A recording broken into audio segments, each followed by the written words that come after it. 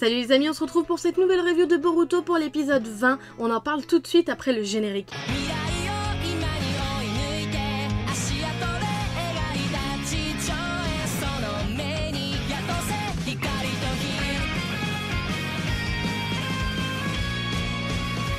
Avant de commencer cette review, je voudrais revenir sur quelques points que j'ai observés dans les commentaires la semaine dernière. Alors déjà, je vous remercie parce que vous avez été très nombreux à participer pour émettre vos hypothèses. Et d'ailleurs, certains ont déjà trouvé la fin de cet arc. D'autres par contre en sont très loin, mais ce que j'ai apprécié, c'est que leurs théories étaient fondées, étaient recherchées, et ça c'était cool. D'ailleurs, ça m'a donné l'idée de faire un classement des théories qui m'auront le plus plu dans cet arc que vous m'aurez proposé.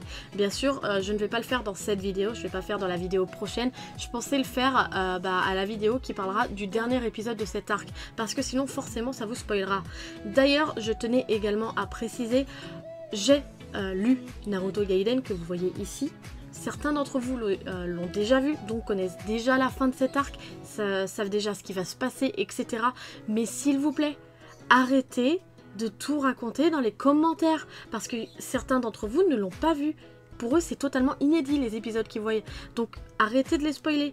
On n'a pas besoin. Et en plus, vous osez dire quand des personnes émettent des hypothèses qui sont un peu à côté de la plaque, on va dire, pour utiliser des mots forts, vous allez oser leur dire « Ouais, non, mais tu tapes Naruto Gaiden et tu auras ta réponse. » Non. Au bout d'un moment, c'est logique de ne pas savoir ce qui se passe. Quand on arrivera au stade de Boruto, où on aura dépassé le film, personne ne va savoir ce qui s'est passé. À moins que le manga ait vraiment rattrapé ça. Mais... personne ne va savoir ce qui s'est passé, donc forcément, on va tous émettre des hypothèses qui vont forcément, ou moins potentiellement, être à côté de la plaque. Donc ça sert vraiment à rien ce que vous faites, à moins de gâcher le plaisir des personnes qui ne l'ont pas lu, c'est tout ce que vous ferez. Et honnêtement, c'est chiant, parce que moi, ça me fout un peu les boules pour les personnes qui ne savent pas et qui émettent des hypothèses. Donc s'il vous plaît, si vous avez lu Naruto Gaiden, arrêtez de spoiler les personnes qui ne l'ont pas lu. Petit point à part, on peut commencer cette review et on commence cet épisode directement avec Sasuke qui affronte ce personnage étrange qui va être au final le sujet principal de cet épisode, un Uchiwa, du moins un enfant qui porte les vêtements des Uchiwa avec le symbole des Uchiwa et qui en plus a le Sharingan. Qu'est-ce que c'est? Qu'est-ce qui se passe? On ne comprend pas, Sasuke ne revient pas. Pour lui, son frère avait éradiqué carrément le clan Uchiwa à part lui, donc normalement c'est pas normal qu'il y ait quelqu'un qui se pointe avec le Sharingan et sa tenue. Bref, après comme je vous le dis à chaque épisode et à chaque review que je vous sors, je ne vais pas vous raconter l'épisode, je vais en venir directement aux points qui m'ont marqué dans cet épisode, qui forcément ne sont que mon avis, donc s'il vous plaît, arrêtez dans les commentaires de me dire « Ah ouais, tu préfères parler de ça plutôt que ça, alors que ça c'était largement plus important », c'est soit que je l'ai zappé, soit que c'était vraiment pas important pour moi. Donc après, n'hésitez pas à débattre dans les commentaires plutôt qu'à me faire des remarques, c'est toujours plus plaisant. On avait quitté Sarada dans l'épisode dernier qui s'apprêtait à partir en voyage avec Shosho, du moins qui émettait l'idée. Et donc là, on la retrouve en train de faire ses préparatifs, et d'ailleurs cette petite scène m'a fait sauter un détail aux yeux seulement maintenant, oui, toujours à retardement, mais au moins j'ai eu cet éclat de lumière dans les yeux, c'est que Sarada ne porte pas du tout la même tenue que dans Naruto Gaiden, puisque là la tenue qu'elle porte c'est la tenue Boruto, la tenue avant d'être une ninja. Et là donc elle va enfiler la tenue qu'elle porte dans Naruto Gaiden et donc sa vraie tenue de ninja. Donc c'est vrai que ça m'était pas sauté aux yeux, ça m'a même étonné parce que d'habitude je repère pas mal ces trucs là et là ça m'était pas sauté au nez, mais ça m'a fait plaisir de l'avoir se changer et donc de revêtir sa tenue qui fait tout de suite beaucoup moins snob, beaucoup moins Sakura, beaucoup plus Uchiwa. J'ai kiffé. Comme je vous l'ai dit, Sarada fait ses préparatifs pour partir en voyage à la recherche de son père et donc pour trouver son père, à qui demander forcément au 7e Hokage. Donc elle se dirige directement vers le bureau de Naruto et va surprendre une conversation où, grosso merdo, Sasuke a remis l'information comme quoi que y a des potentiels Uchiwa, du moins des personnes avec les Sharingan qui se baladent un peu partout dans le monde des ninjas et donc Naruto va partir sur les lieux pour avoir un peu plus d'informations. Sarada arrive à ce moment-là, forcément elle va vouloir les suivre. D'ailleurs, petit truc que je n'ai pas forcément compris, c'est qu'on a eu l'intervention de Kakashi qui est donc dans ses sources thermales, qui prend sa retraite bien méritée, mais au final je trouve que son intervention n'est pas forcément utile. C'est-à-dire que tout ce qu'il dit en gros c'est « Oui, ça peut être un survivant du clan des Uchiwa, mais non, c'est pas possible. Donc c'est qu'il y a anguille sous roche. » Et que c'est « tu sais qui ». Là pendant 5 minutes je me suis cru dans Harry Potter. Tu sais qui? Tu sais qui, ça désigne qui? Bon, moi je le sais au final, hein. Mais si je dois m'enlever tout ce que j'ai lu de Naruto Gaiden, tu sais qui, c'est qui? Donc d'après vous, tu sais qui, c'est qui? Également dans cet épisode, on a le droit à quelques petites scènes où notre antagoniste rejoint son maître, son potentiel maître.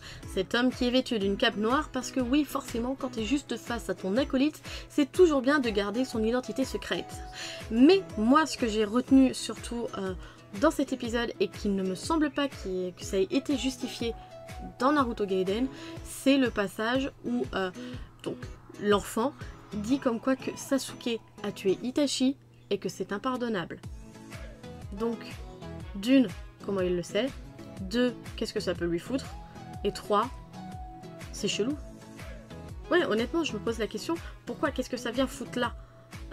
Est-ce que c'est parce que c'est un personnage qui a eu un lavement de cerveau, ou du moins qui a eu directement des idées mises dans la tête en lui disant que, bah voilà, les Uchiwa, c'est genre le clan céleste, il faut pas y toucher patati patata, donc forcément s'il y en a un qui a fait un génocide, c'est un gros dégueulasse. Mais dans ce cas-là, si on part sur cette thèse-là, que c'est un protecteur des Uchiwa, et que donc il est contre les personnes qui font du mal aux Uchiwa, dans ce cas-là, il devrait remercier Sasuke, parce que Sasuke a tué Itachi qui a fait le génocide de son clan. Si on part de ce principe-là. Donc je sais pas, moi je trouve ce petit interlude un peu bizarre, donc encore une fois, dites-moi ce que vous en pensez par commentaire, et bah, on en discutera la prochaine fois. Une chose que j'ai appréciée dans cet épisode, c'est qu'il y ait des plans qui soient identiques au manga Naruto Gaiden. Je sais que j'en parle beaucoup, mais c'est vraiment parce que ce spin-off vaut le coup. C'est le dernier qui a été dessiné par Kishimoto, donc forcément quand il y a des plans qui sont réutilisés dans l'anime, moi bah ça me fait un petit quelque chose quoi, ça m'émeut. On a le droit à un nouveau passage de notre antagoniste Shin Uchiwa qui va attaquer Sarada et Shosho. Bien sûr, elles vont être sauvées par Naruto comme vous l'avez vu dans l'épisode, mais ce n'est pas du tout de ça que je veux parler, c'est plutôt de ce qui se passe à la fin de ce combat au moment où Shin va prendre la fuite. Il va utiliser une technique spatio-temporel, enfin un ninjutsu spatio-temporel. Comme Obito. Voilà, c'est le comme Obito. Comment ça se fait? Pourquoi? Après, je vais pas partir dans des théories cheloues parce que honnêtement, je suis sûre de dire une connerie. Donc, vous allez me dire sûrement que c'est possible qu'il l'a appris, etc. Mais il me semble plutôt très jeune. Déjà que ses adversaires qui ont l'air d'avoir le même âge galèrent à marcher sur l'eau. Lui, il arrive à faire une technique de ninjutsu spatio-temporel, c'est un peu chaud, mais surtout comme Obito. Donc après, je me rappelle pas, je ne sais pas s'il y avait d'autres ninjas qui étaient capables de faire ça. Donc c'est pour ça que moi ça me choque un peu, parce que du coup pour moi c'est la référence de Obito.